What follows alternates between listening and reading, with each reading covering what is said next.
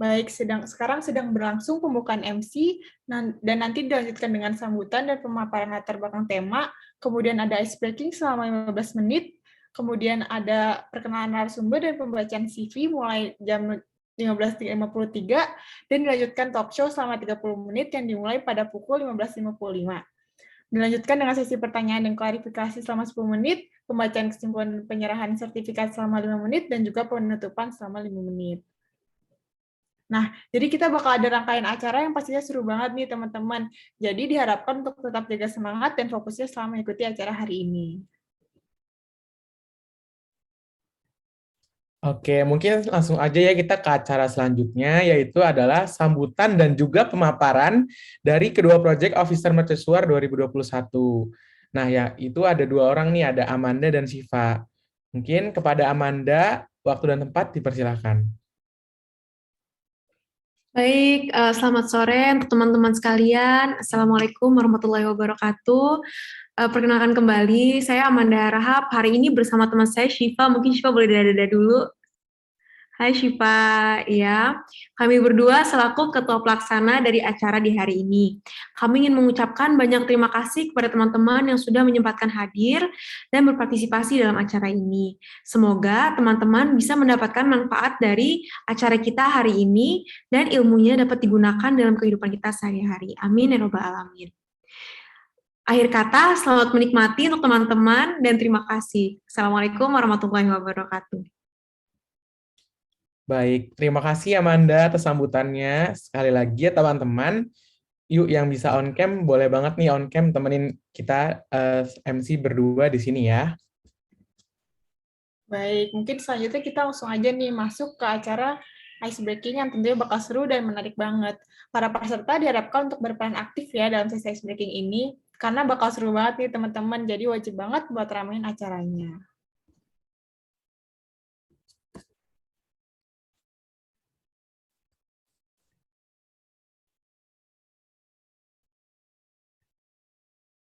Oke, boleh lanjut aja panitia selanjutnya.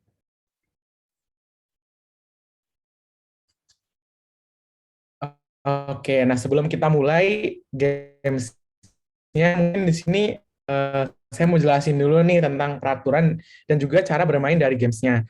Nah, jadi teman-teman yang mau menjawab soalnya dapat menggunakan fitur raise hand yang ada di kolom reaction-nya masing-masing. Nah, terus yang melakukan raise hand paling cepat, maka kan nanti dipersilakan oleh saya atau Safira untuk menjawab terlebih dahulu. Nah, peserta yang menjawab dengan benar dan paling banyak akan mendapatkan pulsa sebesar Rp25.000 nih. Wah, banyak banget kan pulsanya. Jadi jangan lupa untuk selalu menjawab ya teman-teman. Nah mungkin di sini saya mau coba lihat dulu kali ya. Mungkin buat teman-teman boleh latihan dulu, boleh dipencet fitur raise hand-nya.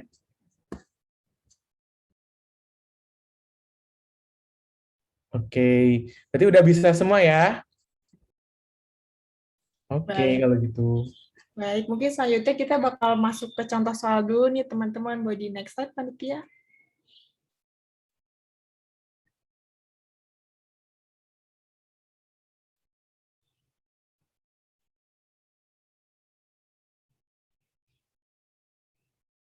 Baik, bagi peserta di sini, bagi yang mengetahui jawabannya, boleh nih langsung aja di raise hand. Ayo yuk, ini gampang nih, masih gampang nih contohnya. Ini gambar pertama ada apa nih kira-kira nih?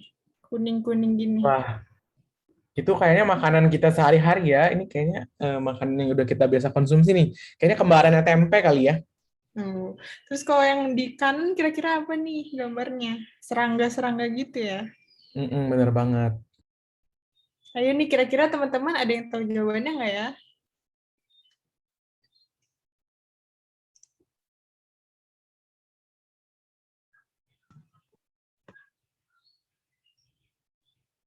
Oke, mungkin kita tunjuk aja kali ya, Ki, karena ini masih contoh juga nih. Jadi buat contoh buat peserta yang lainnya juga.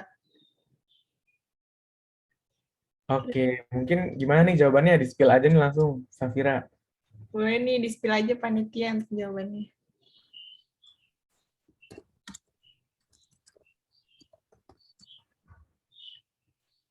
Oke, jadi tadi jawabannya tahu lalat ya teman-teman, karena tahu diganti dengan i terus ada gambar lalat.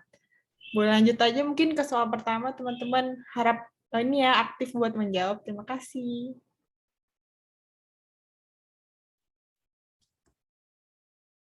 Oke. Nah, kira-kira di sini udah ada dua kata nih, depannya ada su, ditambah ini ada apa ya, benda apa ya teman-teman? Lem, lem.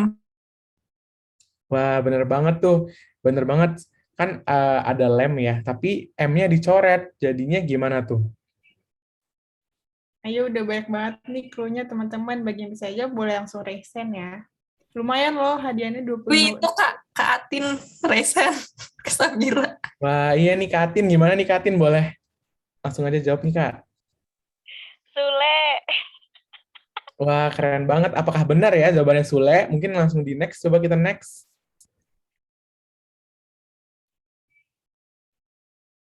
Boleh di next, panitia? Slide selanjutnya. Wah, bener banget nih Katin. Keren banget nih Katin. Mungkin kita langsung lanjut aja kali ya ke soal selanjutnya. Boleh panitia. Oke, ini ada soal selanjutnya nih. Udah mulai susah ya. Kira-kira teman-teman ada yang bisa jawab nggak nih? Ayo Kak Supri kayaknya pengen ngejawab nih. Malu-malu nih tapi. Atau Kak Atin mungkin mau diborong nih. 25.000-nya langsung bawa pulang. Boleh langsung diresen ya.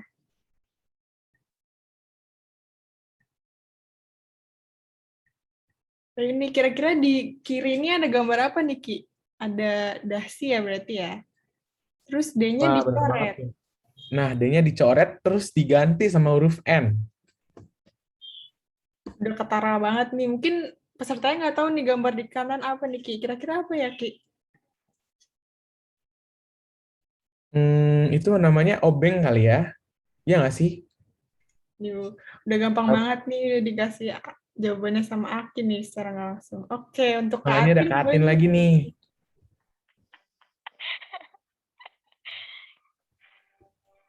Kak, Gimana Kak? sama siapa nih Kak? Boleh on cam juga Kak. Diajak teman-temannya. Jangan lagi rame ya di situ Kak. Bener banget nih, boleh on cam juga nih Katin.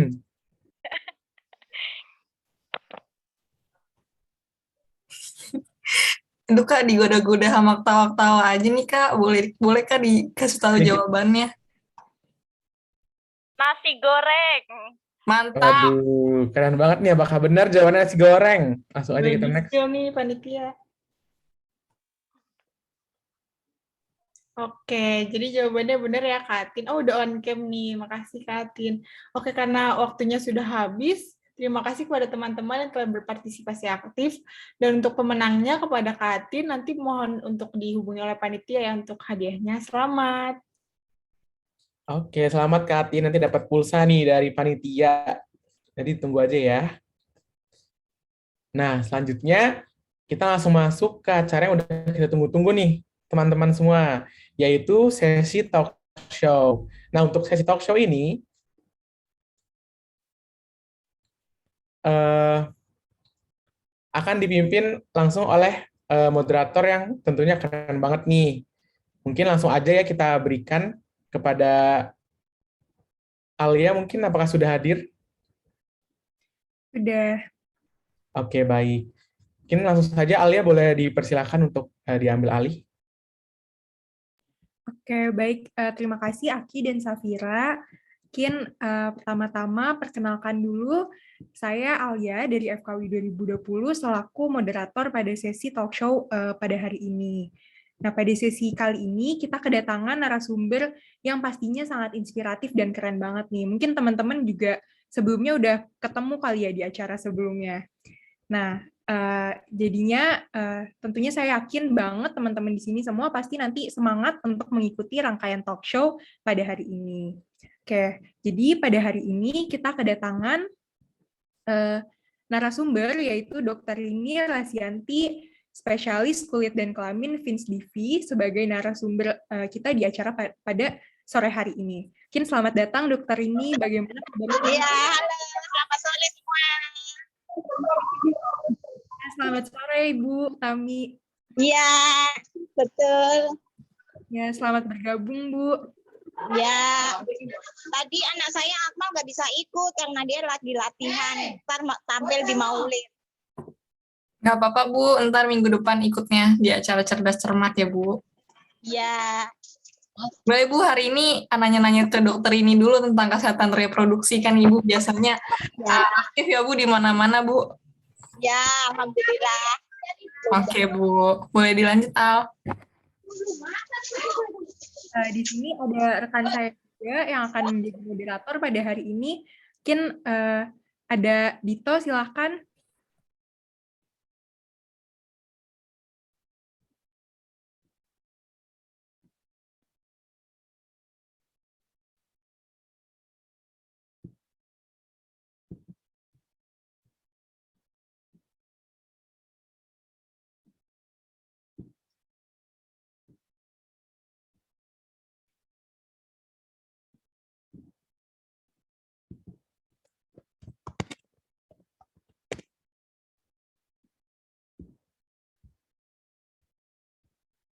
Halo, Kak, untuk Kak Dito, mungkin dipersilahkan Kak dapat memimpin sesi talk show-nya.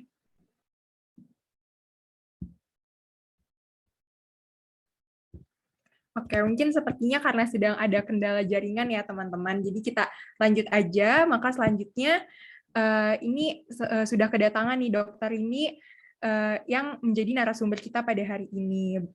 Selamat sore dok, bagaimana kabarnya?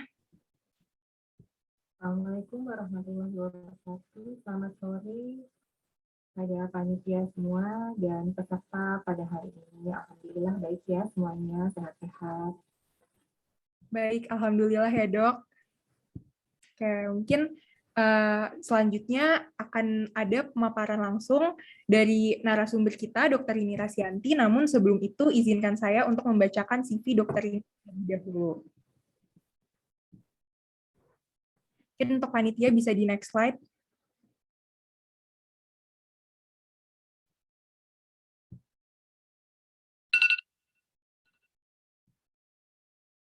Oke, baik. Dr. Rini Rasyanti Permatasari, spesialis kulit dan kelamin FINSDIVI, merupakan Ketua Staf Medik Kulit dan Kelamin pada Rumah Sakit Umum Bakti Asih Tangerang. Beliau bersekolah di Fakultas Kedokteran Universitas Padjadjaran Bandung pada tahun 1991 hingga 1998. Lalu beliau mengambil spesialis ilmu kesehatan kulit dan kelamin Fakultas Kedokteran Universitas Padjadjaran Bandung pada tahun 2008 hingga 2012.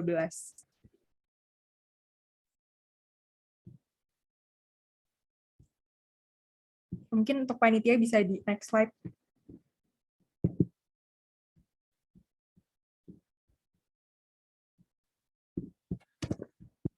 Ya. Dokter ini merupakan Fellow of Indonesian Society of Dermatology and Venerology, dan beliau merupakan anggota IDI Cabang Bandung pada tahun 1998 hingga 2000, lalu anggota IDI Cabang Tangerang dari tahun 2000 hingga sekarang. Beliau juga merupakan Wakil Ketua Bidang Ilmiah dan Profesi Perdoski Cabang Banten pada tahun 2014 sampai 2017, dan merupakan Wakil Ketua Bidang Ilmiah dan Profesi Perdoski Cabang Serang pada 2017 hingga sekarang. Oke, mungkin bisa selanjutnya. Oke, mungkin teman-teman udah pada nggak sabar kali ya untuk mendengarkan sesi talk show dari dokter ini.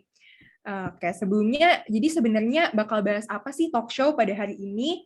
Nah, aku kasih tahu ya, jadi pada hari ini tuh kita akan membicarakan seputar kebersihan dan kesehatan reproduksi pada masa pubertas nih teman-teman. Seperti yang kita ketahui juga, kalau remaja nantinya akan mengalami pubertas, dan sebagai remaja tentunya pasti kita harus menjaga kesehatan dan kebersihan reproduksi nih teman-teman. Terus gimana sih cara menjaganya? Terus kira-kira apa aja ya nih yang harus diperhatikan dalam menjaga kebersihan reproduksi? Nah, kalau pakai cara ini atau cara itu, kira-kira benar nggak ya? Nah, semua pertanyaan itu akan bakal kejawab nih di talk show pada hari ini. Oke, tanpa berlama-lama lagi, kita langsung saja masuk ke sesi talk show bersama dokter ini. Dan aku infokan juga kepada teman-teman apabila terdapat pertanyaan mengenai topik hari ini, dapat menuliskan pertanyaannya melalui kolom chat ya. Karena di akhir sesi ada sesi tanya jawab langsung nih yang akan dijawab oleh dokter ini. Baik, selanjutnya kita akan masuk ke sesi talk show-nya. Oke, sudah siap ya, Dok? Ya, insya Allah siap ya. Ya, baik, Dok. Mungkin pertanyaan yang pertama nih, Dok, dari dasarnya. Kesehatan reproduksi ini kan sebenarnya masih dianggap tabu ya, Dok, sama masyarakat. Sebenarnya kenapa sih penting untuk menjaga kesehatan dan kebersihan reproduksi, terutama pada masa pubertas remaja? Nah, itu baiknya tuh memulai menjaganya sejak kapan? Lalu, apa sih dampak menjaga kesehatan dan kebersihan pada jangka pendek dan jangka panjang? Mungkin seperti itu, Dok, pertanyaannya. Ya, pertama-tama kalau untuk kita membahas mengenai kesehatan reproduksi pada remaja, tentunya kita harus tahu dulu apa sih itu kesehatan reproduksi ya. Kesehatan reproduksi itu diambil dari kata reproduksi. Re itu sendiri kan artinya kembali, produksi adalah memproduksi lagi. Dalam hal ini artinya bisa melahirkan atau menghasilkan generasi yang terbaru, generasi berikutnya. Jadi kesehatan reproduksi itu adalah kesehatan yang berhubungan dengan organ-organ yang nantinya akan dipersiapkan untuk menghasilkan keturunan-keturunan yang baru. Sementara remaja di sini kita fokuskan remaja itu kalau menurut Departemen Kesehatan usianya adalah usia 10 sampai 19 tahun. Sementara kalau menurut WHO itu usianya 12 sampai 24 tahun kalau untuk remaja. Ya. Kenapa kesehatan reproduksi ini penting kita ketahui? Karena itu akan mempersiapkan kita para remaja agar organ-organ yang nantinya akan menghasilkan keturunan-keturunan yang baru itu dipersiapkan secara sehat, sehingga nanti keturunan yang dihasilkan menjadi keturunan-keturunan yang kualitasnya baik secara kesehatan. Ya. Kesehatan reproduksi itu perlu diketahui dari sejak dini, jadi bukan hanya sejak remaja, tapi dari sejak kecil, sama seperti misalkan orang tua mengajarkan bagaimana kita mandi, membersihkan kulit, semuanya itu dari sejak dini harus diajarkan kepada anak-anak.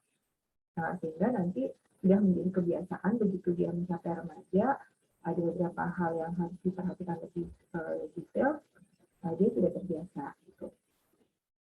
Efeknya apa? Jangka pendek dan jangka panjangnya.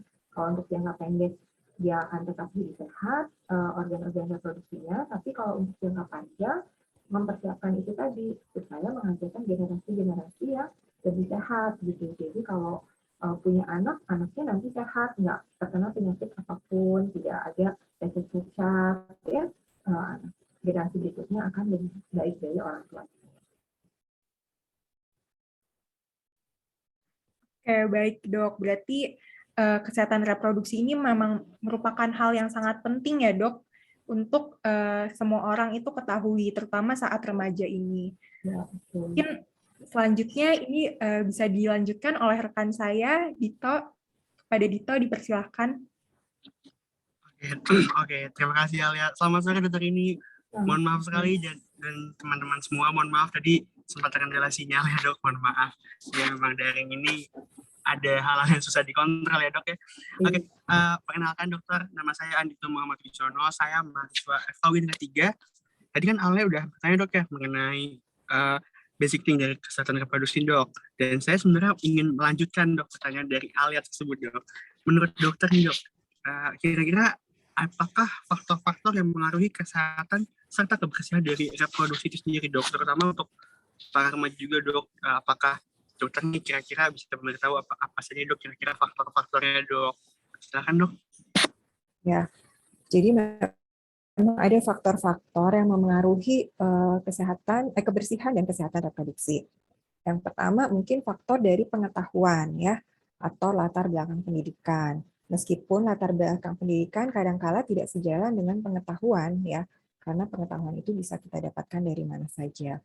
Jadi pada saat sekarang mungkin masalah-masalah kesehatan reproduksi sudah banyak juga diberikan di sekolah-sekolah ya, baik melalui BK, puskesmas ya yang akan menyampaikan kepada murid-murid gitu dari sekolah yang SD, SMP maupun SMA. Nah, itu. Yang kedua bisa jadi karena masalah faktor-faktor orang tua. Orang tua, budaya, termasuk juga budaya ya, budaya ataupun kebiasaan.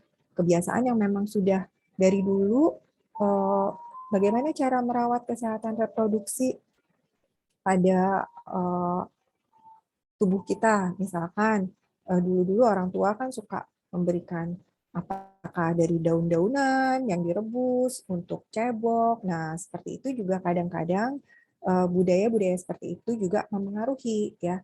Karena pada saat sekarang harus diingat juga bahwa tidak semua yang tradisional itu cocok gitu dengan setiap orang. Kadang-kala ada orang-orang yang alergi, sehingga kalau kita cebok dengan air rebusan daun malah menjadi alat reproduksinya itu terganggu gitu ya. Yang lainnya adalah masalah sekarang media sosial ya. Media sosial di mana setiap orang sudah bisa mengakses media sosial di mana mencari pengetahuan tentang kesehatan reproduksi. Tapi yang perlu diperhatikan kadang-kadang ada beberapa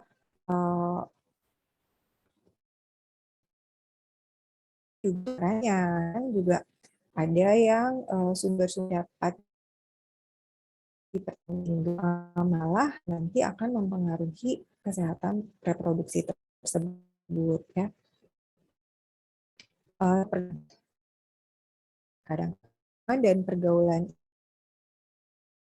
ini taman pengetahuan yang mungkin tidak semestinya. Misalkan di lingkungan-lingkungan yang di mana lingkungan itu memperbolehkan hubungan seksual bebas, hubungan seksual yang berganti-ganti pasangan. Nah, ini kesehatan reproduksi seseorang. Itu mungkin faktor-faktornya ya yang mempengaruhi kesehatan reproduksi. Oke dok, berarti memang banyak ya dok yang multifaktor banget, mulai dari diri sendiri juga orang tua, bahkan ke lingkungan. Jadi dari dokter Indra jelasin berbagai faktornya, mungkin teman-teman di sini bisa mempertimbangkan lah dan melihat kita mengetahui faktor-faktor tersebut. Oke dok, boleh ke pertanyaan selanjutnya dok? Boleh. Oke, baik, terima kasih dokter. Oke, kemudian ini dok, pertanyaan ketiga dari kami adalah gimana nih dok, bagaimana caranya menjaga organ reproduksi kita, baik untuk perempuan ataupun laki-laki? Soalnya karena kan untuk cara menjaganya kan berbeda ya dok ya. Kira-kira gimana dok ya untuk kita bisa menjaga dengan baik organ reproduksi kita dok? Oke, baik. Memang organ reproduksi laki dan perempuan itu berbeda ya, secara anatomi bentuknya kan juga berbeda. Untuk menjaganya juga berbeda. Tetapi secara prinsip dasarnya untuk menjaga kebersihannya itu pasti sama ya. Memang harus kering, tidak boleh lembab di daerah tersebut. Sehingga kalau habis kita buang air kecil, habis cebok ya, habis kita basuh itu harus kita keringkan baik dengan tisu maupun dengan handuk kering ya, sehingga nanti tidak akan menimbulkan kelembaban. Kemudian kita harus juga berganti pakaian dalam ya, celana dalam itu minimal 2 kali sehari harus diganti. Tapi di saat-saat tertentu kita habis berolahraga, habis berkeringat banyak, itu juga harus kita ganti ya supaya tidak terjaga, tidak lembab di daerah tersebut jadinya kering ya. Kemudian pada wanita biasanya kalau setelah ketika habis buang air kecil kita cebok itu arahnya itu harus dari depan ke belakang karena ada anus di bagian belakang. Jadi kalau dari belakang ke depan kotoran-kotoran yang ada di anus itu kan terbawa ke arah vagina sehingga ada bakteri-bakteri yang bisa masuk ke dalam saluran ke vagina kita ya, nanti bahkan bisa naik ke saluran yang lain. Nah seperti itu.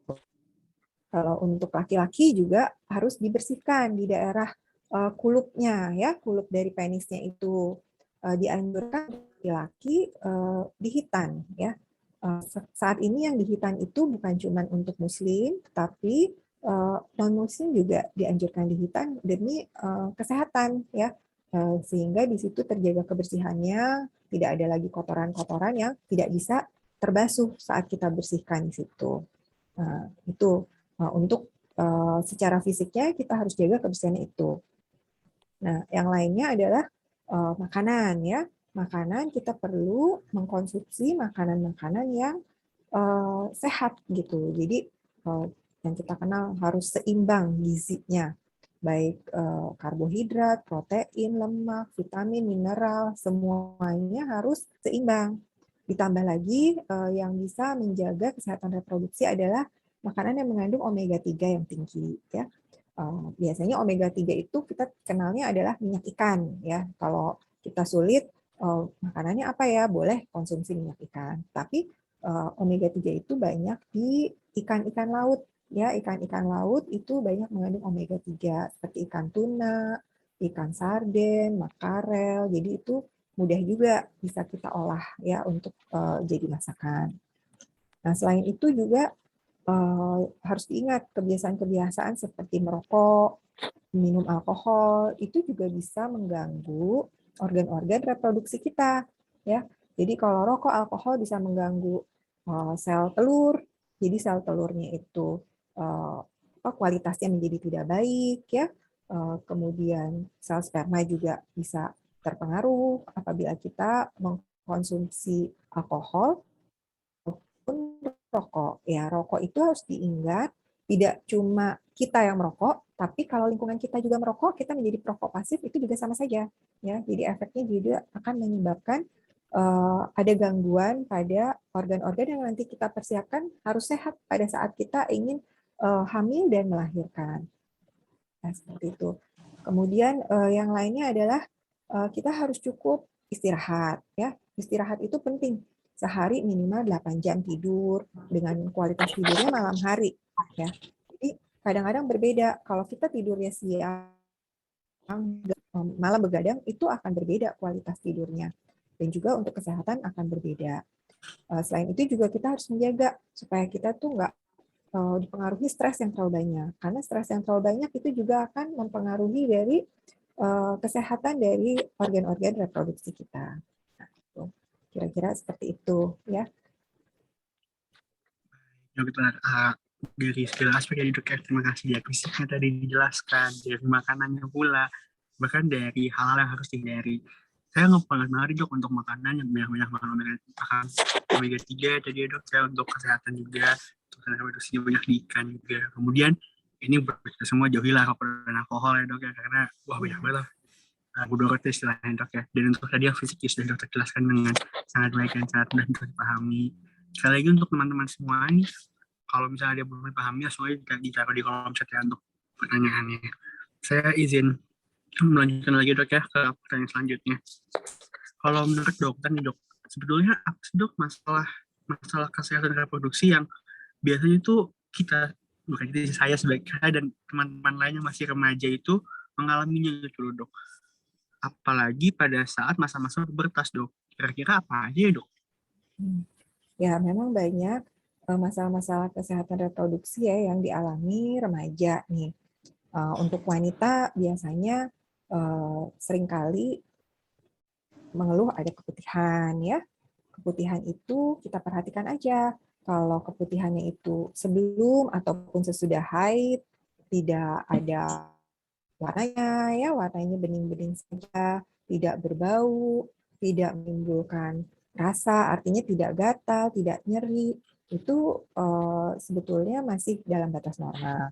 Namun kalau keputihan yang sudah warnanya berubah, misalkan agak kehijauan, kecoklatan, atau kemerahan, abu-abu, bergumpal-gumpal, ya, konsistensinya, menimbulkan rasa gatal, rasa nyeri, ataupun bau yang tidak sedap, itu kemungkinan memang sudah ada infeksi dari bakteri, dan itu bisa langsung konsultasi saja ke dokter, ya.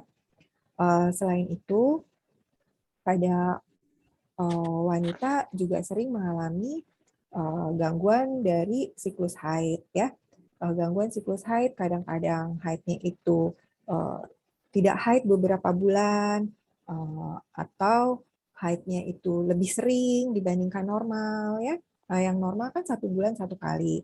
Tapi kalau bisa sampai memanjang 6 bulan tidak haid, atau juga ada keluhan pada saat haid itu sangat nyeri, sampai nggak bisa bangun dari tempat tidur, saking nyerinya nggak bisa berkegiatan ya, itu juga harus diperiksakan. Jadi jangan dibiarkan saja gitu. Takutnya memang ada gangguan di organ-organ reproduksi yang memang harus ditangani secara dini, secara cepat ya.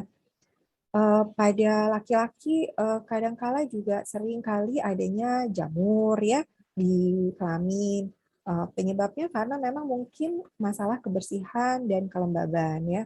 Kalau kita tidak bisa menjangkau daerah-daerah yang berlipat-lipat, ada lipatan-lipatan, kita tidak bisa bersihkan sampai tuntas, biasanya kadangkala suka ada jamur di situ ya.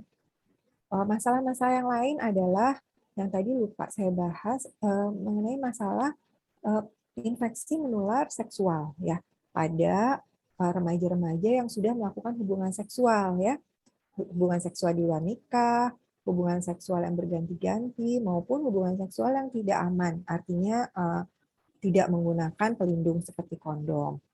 Itu bisa saling menularkan penyakit-penyakit menular akibat hubungan seksual. Contohnya apa? Contohnya adalah kalau pada laki-laki atau perempuan itu gonore atau kencing nanah ya, orang-orang kan tahu kencing nanah, kencingnya bernanah. Nah, itu kan bisa ditularkan dari hubungan seksual. Selain kencing nanah, bisa juga ada kutil di kelamin yang bisa saling ditularkan melalui hubungan seksual. Selain itu juga bisa penyakit-penyakit sifilis, bahkan ada penyakit-penyakit virus seperti HIV dan AIDS yang bisa ditularkan melalui hubungan seksual ya.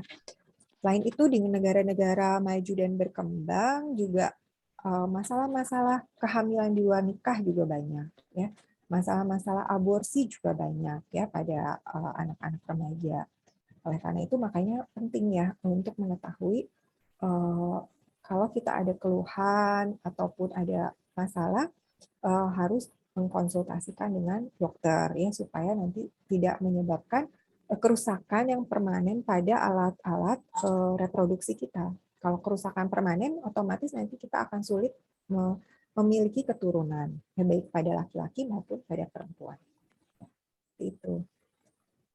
Terima kasih.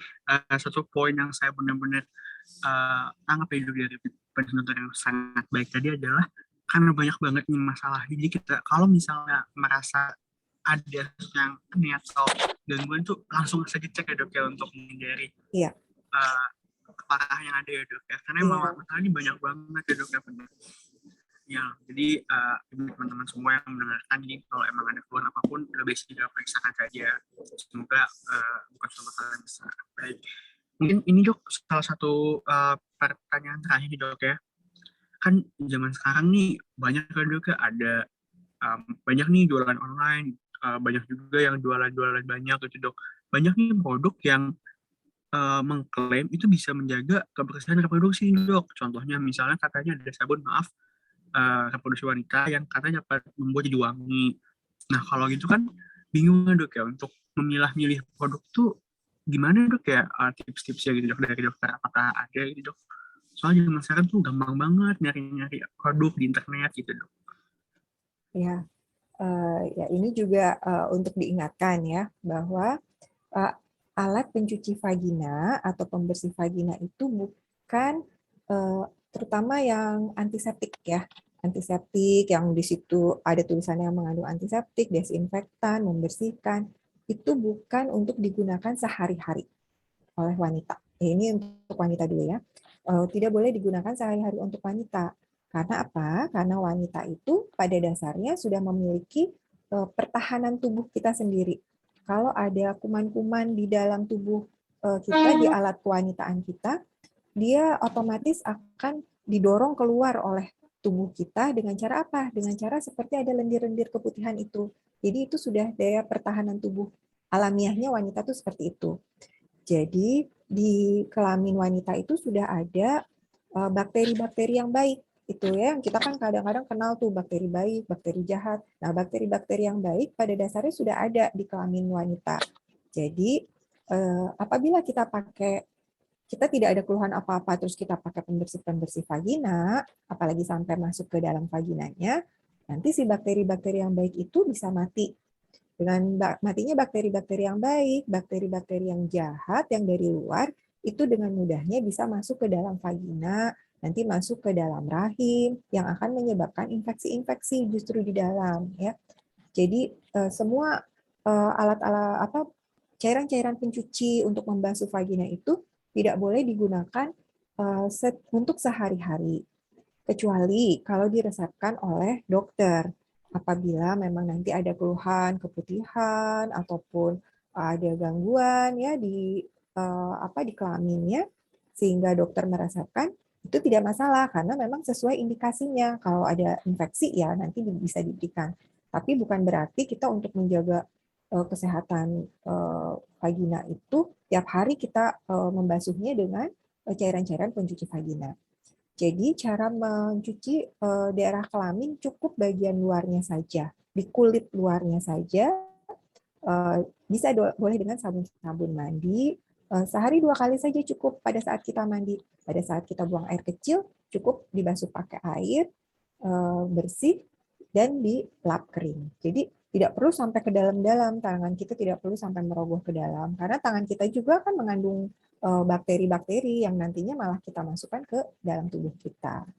Gitu. Jadi terus kemudian untuk seperti kayak produk-produk lain ya yang untuk vitamin-vitamin seperti apa sih? Tadi seperti yang sudah dijelaskan, ya kita cukup makan dengan gizi seimbang aja gitu untuk menjaga kesehatan kita secara paripurna. Oke dok, terima kasih jawabannya. Yang paling saya ini adalah bahwasanya kita nggak perlu ribet-ribet nyari sabun lain karena memang pada dasarnya sudah ada dok dari tubuh kita sendiri, memang diciptakan Tuhan terbaik memang. Iya dok. Dan juga buat kalaupun beli juga jangan dipakai tiap hari karena dan jangan sampai masuk ke dalam alat vagina itu sendiri ya dokter ya. Iya betul. Oke, jadi ini mohon diingat semuanya karena ini ilmu sangat bermanfaat dari dokter ini. Terima kasih dokter. Kemudian ini dok, kami mengucapkan terima kasih banyak atas seluruh jawabannya yang sangat informatif dan juga ya pasti bermanfaat untuk seluruh peserta pada hari ini dok. Karena saya yakin nih kalau cuma saya doang yang nanya, rasanya kurang, dan saya yakin peserta yang hadir sih pasti pengen yang nanya. Jadi kalau misalnya ada yang ingin bertanya, boleh banget nih langsung ditaruh di kolom chat aja atau enggak langsung secara saya tadi biasa. Silakan kalau misalnya ada yang ingin bertanya.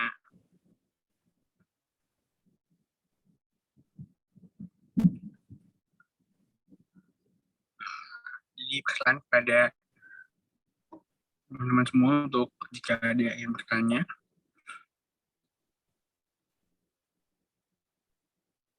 Ini udah ada ya yang di chat ya dari Bu Sri Utami. Oke, mungkin boleh di-share. Oh ini Bu Sri sepatnya nih, kenapa dok izin ditambah setiap mau menjelang haid selalu merasakan sakit perut dok? Ya, Bu Sri, kalau mau menjelang haid memang kadang-kala kita sakit perut ya. Sakit perut itu rahim kita tuh berkontraksi ya, rahim kita berkontraksi untuk mengelolanya kan, kita mau mengelola haid. Tapi kalau sakit perut yang masih bisa ditoleransi sehingga kita masih bisa berkegiatan ya, kalau kita kita kompres dengan hangat gitu, itu juga sudah hilang, bisa dengan istirahat juga sudah hilang, itu masih wajar-wajar saja sih, tidak bermasalah. Tapi kalau sakitnya itu membuat ibu nggak bisa bangun, sampai nggak bisa berkegiatan, takutnya memang ada gangguan-gangguan yang lain ya. Jadi apabila memang sampai terasa seperti itu, ya baiknya sih konsultasi ke dokter untuk diperiksa itu apakah ada kelainan di rahimnya atau tidak. Jadi harus sakitnya itu harus masih bisa kita toleransi lah untuk setiap bulannya. Seperti itu Bu Sri. Ada lagi yang Oke, terima kasih jawabannya untuk Bu Sri, terima kasih Mbak Naya, dan untuk dokter terima kasih udah menjawab pertanyaan dari Bu Sri. Kiranya masih ada lagi pertanyaan yang ingin tanyakan? Oh, ini udah ada dok. Udah ada dan udah masukin nih tadi kayaknya. Kita langsung press note ke panitianya. Dok, mungkin sebenarnya normal nggak ya dok mengalami keputihan, dan kalau boleh tahu tuh disebabkan oleh apa ya dok keputihan itu? Ya, seperti yang saya sudah tadi sebutkan, kalau keputihan itu kan keluar cairannya itu berwarna bening atau putih saat-saat sebelum haid ataupun sesudah haid, itu masih normal-normal aja kalau tidak berwarna, berbau maupun menimbulkan rasa nyeri ataupun gatal. Ya, kalaupun nanti misalkan keputihan itu warnanya yang tadi saya udah sebutkan bisa agak kecoklatan, bisa agak kehijauan, ataupun abu-abu bergumpal-gumpal, itu penyebabnya bisa dari bakteri, bisa dari parasit, ataupun bisa dari jamur ya. Oleh karena itu memang harus diperiksa kalau memang keputihannya itu sudah berbeda, tidak seperti yang normalnya. Jadi itu harus diperiksa untuk diketahui penyebabnya apa, sehingga nanti pengobatannya akan sesuai dengan penyebabnya. Kalau ada bakterinya dikasih antibiotik, kalau ada jamurnya dikasih anti jamur, seperti itu. Jadi memang harus diperiksa, tidak bisa diobati sendiri.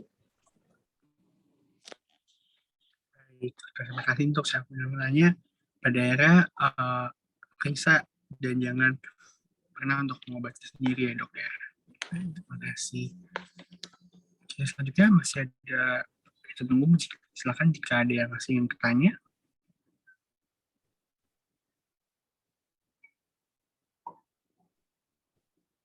Oke, mungkin boleh di next slide kepada dok sudah pertanyaan nih dok. Dokter izin kalau siklus menstruasi yang tidak lancar itu perlu konsultasi atau periksa dokter nggak ya dok? Kiranya apakah indikasi harus pergi ke rumah sakit terkait siklus yang tidak lancar dokter? Oh ya, jadi memang kalau siklus menstruasi ini kadangkala di awal-awal kita mendapatkan menstruasi, misalkan di usia 10-11 tahun, memang belum lancar setiap bulannya, ya. Kadang 2 bulan tidak mens, kadang beberapa bulan tidak mens, ya. Namun dengan berjalannya waktu seharusnya siklus menstruasi ini harus sudah teratur. Teratur artinya gini, bukannya kita hitungannya setiap bulan, tetapi berapa hari gitu loh.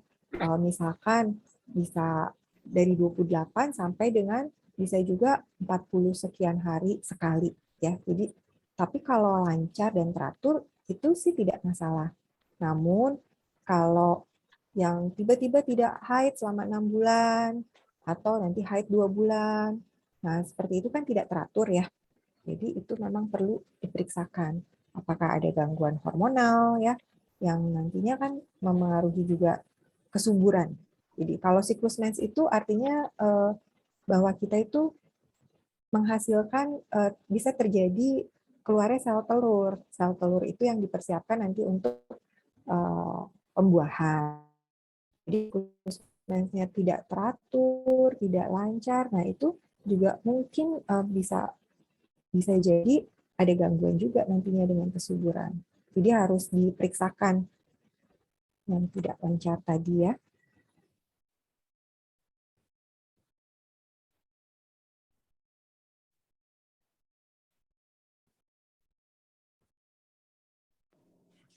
Baik, terima kasih. Jadi padanya harus diperiksakan juga karena memang ini dok ya, karena memang ketika agak teratur itu bisa mengarah ke dalam beberapa hal, mungkin gangguan kesuburan ataupun hal yang lain. Baik, terima kasih dokter ini. Mungkin kepada panitia boleh di next slide.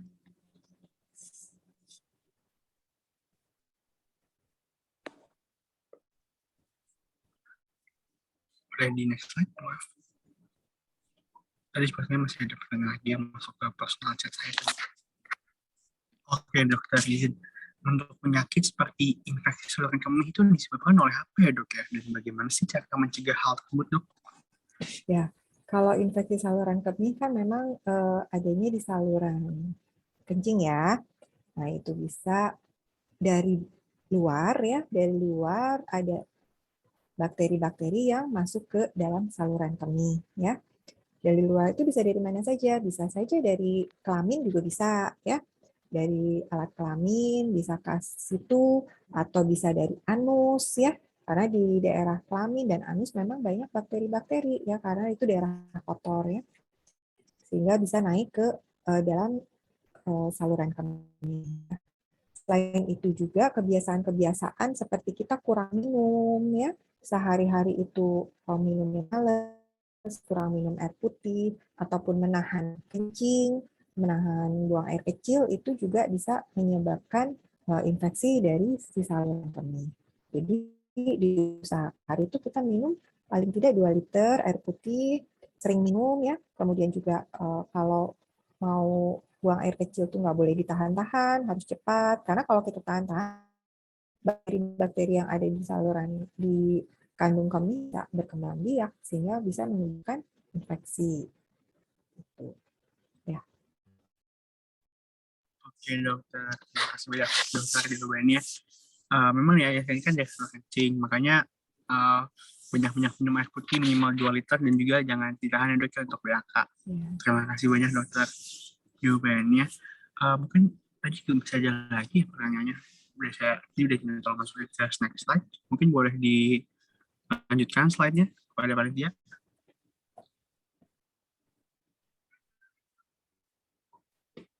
Oke, ini mungkin 2 pertanyaan lagi ya dok ya. Izin dok, ketika menjelang mens saya suka menyeri dok pada payudara, apakah normal ya dok? Kemudian itu bagaimana dok ya cara tahu bahwa ada ketidaknormalan dok? Ya, jadi ketika menstruasi itu memang kan sudah ada perubahan hormonal ya. Menjelang menstruasi itu akan ada perubahan hormonal. Salah satunya menyebabkan kelenjar-kelenjar yang di payudara itu akan membesar ya. Ketika membesar kadang-kala menimbulkan rasa nyeri. Nah, sebetulnya sih wajar-wajar saja kalau kita mau mens tuh nyeri ya di daerah payudara karena dia bengkak. Karena sebetulnya menstruasi itu kan mempersiapkan kalau memang terjadi pembuahan, dia akan terjadi kehamilan. Ya, pada saat hamil kan juga payudara dipersiapkan untuk menghasilkan susu, ya makanya dia akan bengkak si kelenjar-kelenjarnya. Namun kalau tahu kita normal atau tidak normal, biasanya kita harus ceknya pada saat di antara waktu menstruasi. Misalkan ini dengan bulan depan menstruasinya tanggal 1 bulan Januari, tanggal 1 bulan Februari. Nah, di antara waktu tanggal 1 Februari boleh dicek ininya payudaranya. Saat payudara kita tidak bengkak, justru kita ceknya. Jadi bukan saat mau menstruasi. Pada saat kita payudaranya itu tidak bengkak di antara 2 waktu mens itu kita cek dengan pemeriksaan payudara sendiri atau sadari ya. Jadi kita angkat tangannya ke atas, diraba seluruh payudaranya apakah ada benjolan atau tidak ya. Kalau memang ada teraba benjolan, nah itu boleh dikonsultasikan ke dokter ya.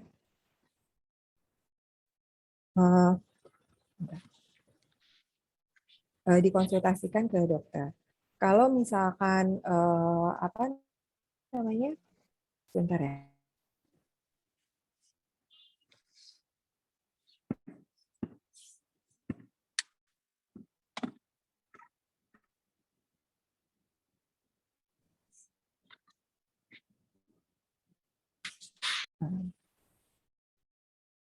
Ya, seperti itu ya. Jadi nanti dikonsultasikan pada saat kita teraba ada benjolan di payudara. Tapi kalau pada saat mau menstruasi kita tidak bisa periksa karena memang kelenjar-kelenjarnya memang lagi bengkak dan kadang-kala memang memberikan rasa nyeri. Seperti itu. Oke dokter, memang itu memang ada suatu hal normal dok. Tapi kalau misalnya untuk kita harus belajar metode sadar ya dok untuk melihat apakah hal normal atau enggak dan dibandingkan. Terima kasih dokter. Mungkin boleh dilanjutkan ke kesimpulan, karena ini sudah, karena mohon maaf sekali ya bagi para penanya waktu sudah habis. Jadi pertanyaannya adalah pertanyaan terakhir pada sesi talk pada hari ini. Karena sebelum mengakhiri sesi ini, saya ingin membacakan kesimpulan untuk pada acara talk hari ini. Mungkin boleh di next slide ke kesimpulan. Oke, baik. Karena memang kesehatan reproduksi itu memang perlu diketahui sejak dini ya, Dok. Bukan hanya ketika remaja. Kenapa? Agar bisa menjadi kebiasaan yang dewasa. Kenapa? Karena memiliki banyak manfaat, yaitu menjaga kesehatan reproduksi agar organ reproduksi tetap sehat, juga menghasilkan generasi yang sehat. Dan juga perlu dipahami bahwa kesehatan reproduksi dipengaruhi oleh berfaktor. Ada faktor latar belakang, pendidikan, orang tua, budaya, dan juga lingkungan. Dan juga sebetulnya nggak sulit kalau ada diskusi kami dengan dokter ini, bisa mulai dari menjaga organ reproduksi kering, ganti pakaian dalam minimal 2 kali sehari, konsumsi makanan yang sehat, menjauhkan dan memperhatikan kebiasaan rokok dan juga konsumsi alkohol, serta istirahat yang cukup. Karena pada dasarnya banyak banget masalah kesehatan reproduksi, namun yang paling umum adalah infeksi menular seksual atau penyakit menular seksual diakibatkan hubungan seksual bebas dan juga bergelandangan di pasangan, dan salah satunya adalah kencing anak. Baik dokter, sekian bacaan kesimpulan dari kami. Sekiranya dari dokter, apakah ada yang ditambahkan atau sebagai kata-kata terakhir pada para seluruh peserta? Ya, pesannya sih dari saya tetap bahwa kita tetap harus menjaga kesehatan dan kebersihan organ reproduksi kita ya, supaya nantinya kita akan tidak bermasalah pada saat kita akan siap untuk ingin memiliki keturunan. Gitu. Baik, dokter, terima kasih. Baik, selanjutnya akan ada pembacaan pemberian sertifikat dan juga sebagai bentuk apresiasi kami kepada dokter ini. Dipersilakan kepada panitia untuk mengambil tangkap layar. Oke, baik dok. Saya izin ngambil screenshot. 3, 2, 1. Oke, sudah. Baik, sekali lagi kami ucapkan terima kasih banyak kepada dokter ini atas materi yang diberikan. Mohon maaf jika ada kesalahan dari kami. Apabila dokter ini sudah memiliki agenda lain, kami persilakan untuk meninggalkan Zoom meeting, dan sekali lagi kami ucapkan terima kasih banyak. Selanjutnya akan saya kembalikan lagi kepada MC, kepada saudara Safira dan saudara Aki. Saya persilakan. Terima kasih untuk Andito, panitia, dan peserta semuanya. Mohon maaf kalau ada kata-kata yang tidak berkenan.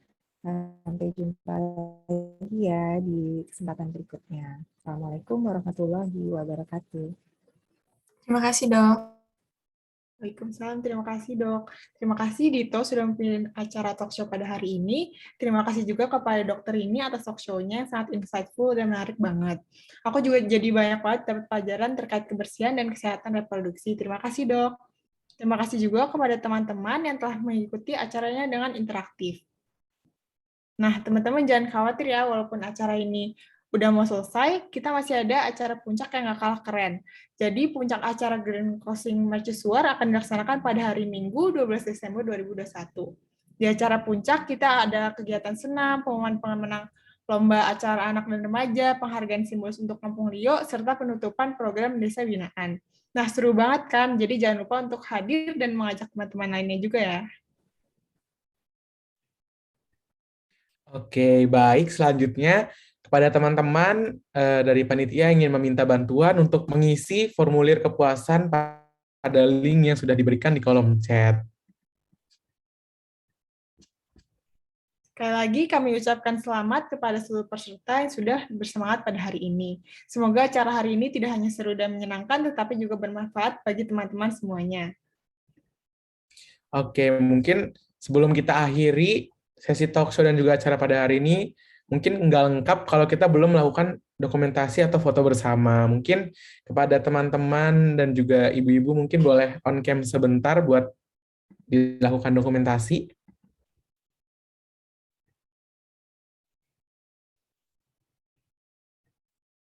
Ya, mungkin sebelum kita mengambil dokumentasi, apakah masih ada yang ingin on kamera terlebih dahulu. Oke, mungkin ditunggu 5 detik ya. 5, 4, 3, 2, 1. Oke, udah banyak yang on cam. Oke, langsung saja saya ambil screenshot. 3, 2, 1. Mungkin sekali lagi. 1, 2, 3. Oke, sudah. Baik, terima kasih panitia. Karena acara dibuka dengan doa, mari kita akhiri juga dengan doa. Berdoa menurut agama dan kepercayaan masing-masing, berdoa dimulai.